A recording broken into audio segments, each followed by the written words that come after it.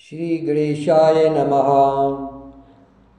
अखंडमंगलाकारं व्याप्तं येन चराचरं तत्पदं दर्शितं येन तस्मै श्रीगुरुवे नमः।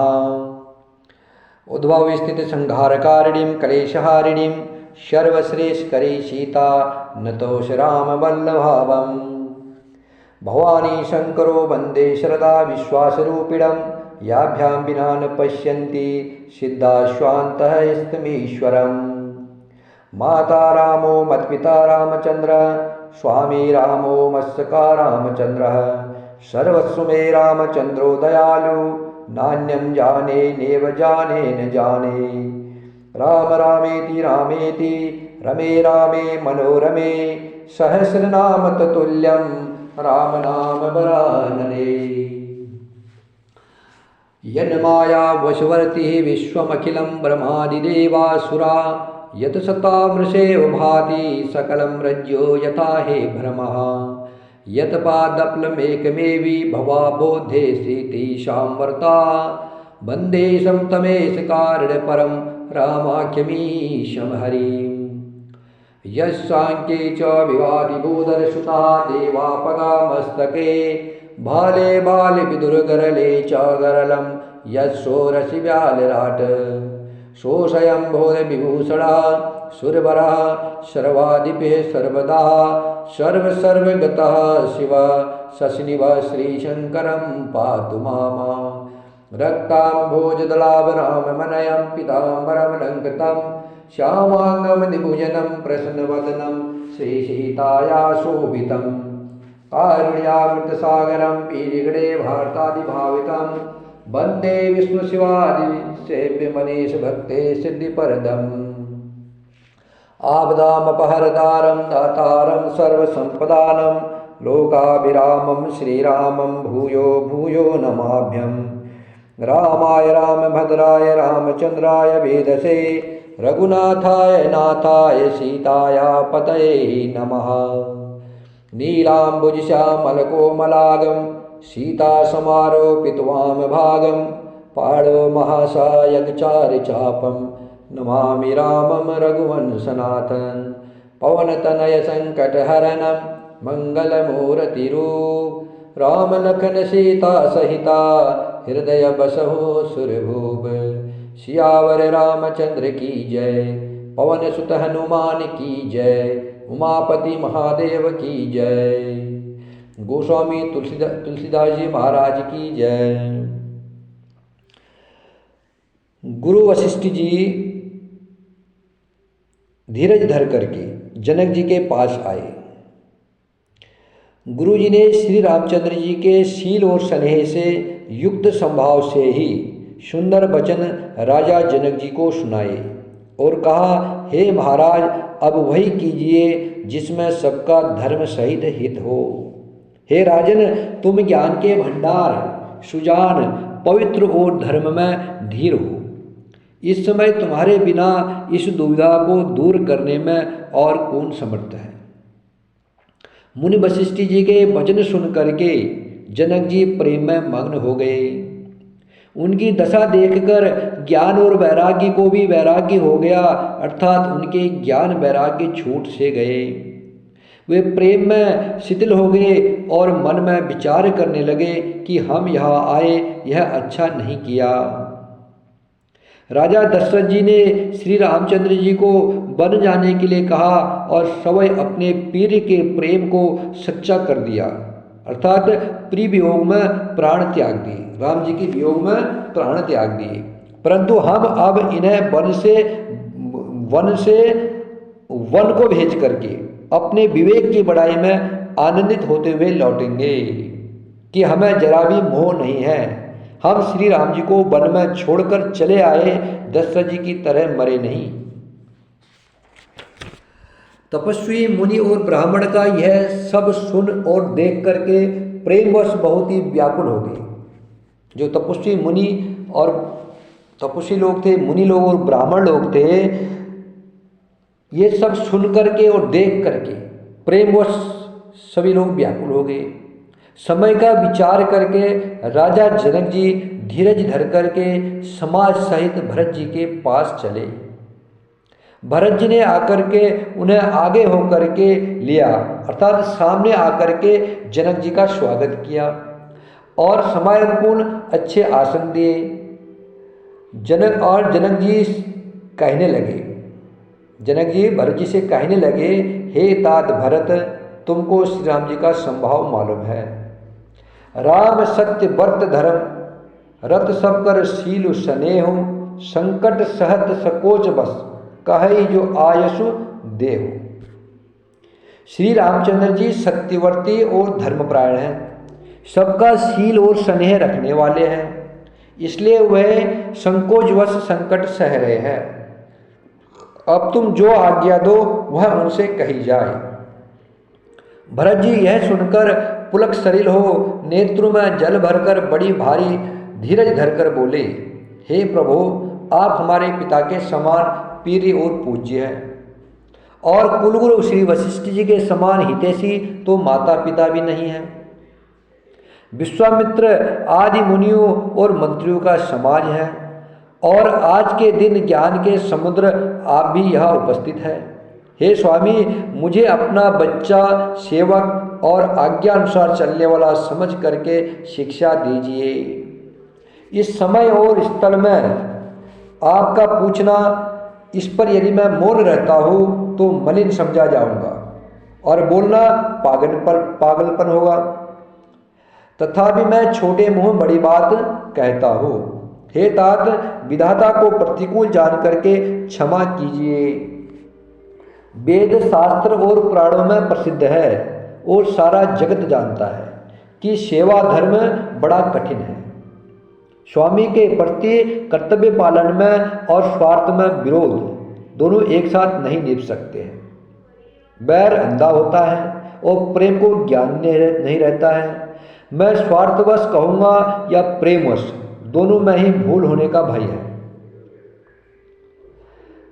अतएव मुझे पराधीन जान करके, मुझसे न पूछ करके भगवान श्री रामचंद्र जी की रुचि धर्म और सत्य के व्रत को रखते हुए, जो सबके सम्मत और सबके लिए हितकारी हो, आप सबका प्रेम पहचान कर वही कीजिए।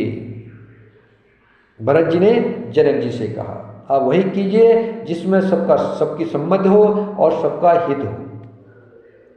भरत जी के वचन सुनकर और उनका संभाव देख करके समाज सहित राजा जनक उनकी सराहना करने लगे।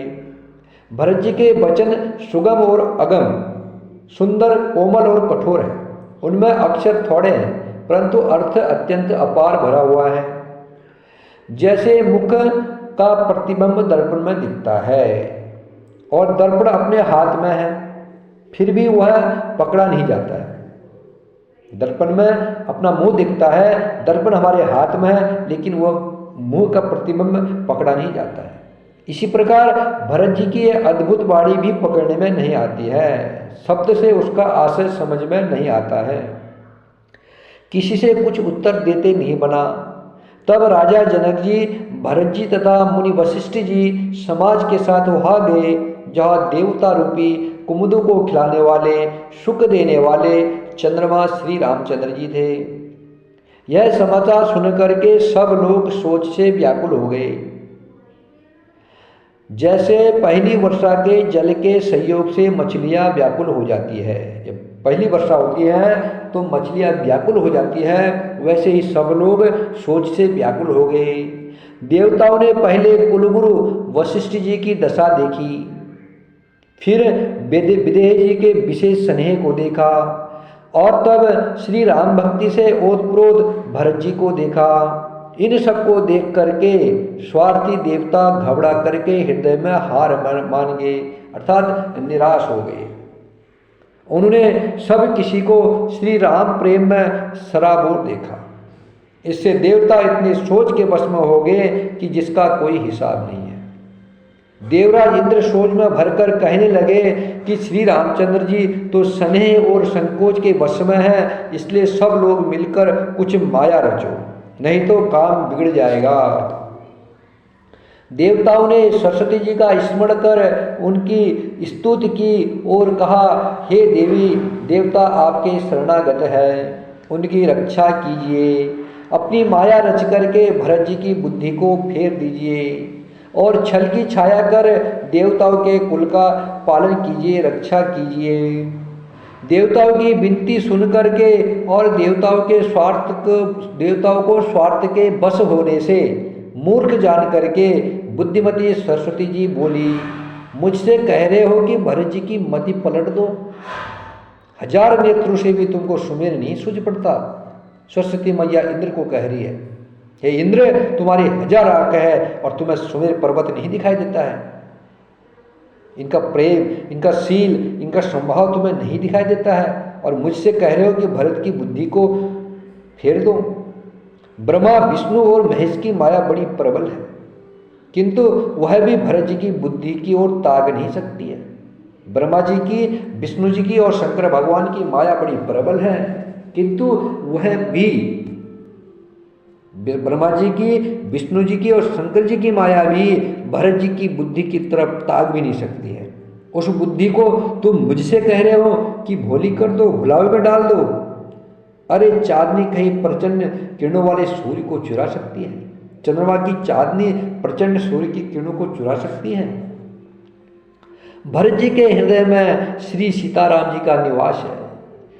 भरत हृदय सिय राम निवासो, तह की तिमिर जह तरीन प्रकाशो।